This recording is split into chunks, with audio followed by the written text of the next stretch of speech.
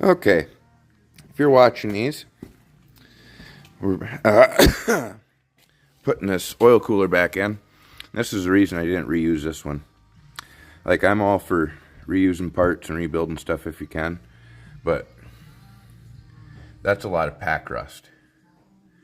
You know, that takes cold day, start up 15, 40, 30 below. You know, you might have 80 pounds oil pressure. How thick's that steel? Do I want to mess with it again? Or do I go get my used one in better condition, put that one in there? So that's why I didn't rebuild this one, although the end is still good.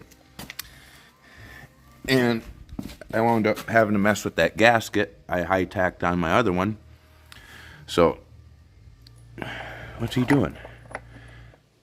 Use this to figure out what size socket I need, because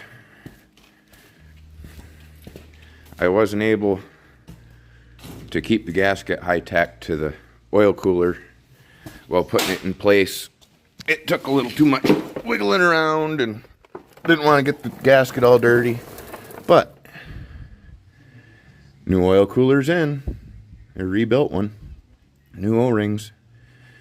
So now I got to get that gasket in there. Well, hold on a second here. Switch hands. I apologize for all the shaking, but I gotta get that gasket in there. And if you notice, that heating element goes into the block, so we gotta put the socket on here. Bingo. We'll pull that heating element out, slide the gasket in. I got this bolt here, so when I go to take this off, it don't wiggle. I mess with my O-rings up front. That'll hold it close enough, all in alignment, when I start torquing on this to get it out. And we'll clean up the threads with a wire brush, Teflon tape it, put it back after I put the gasket in, torque this down, oil filter on, drain the oil, refill, fill the coolant back up, and should be good to go.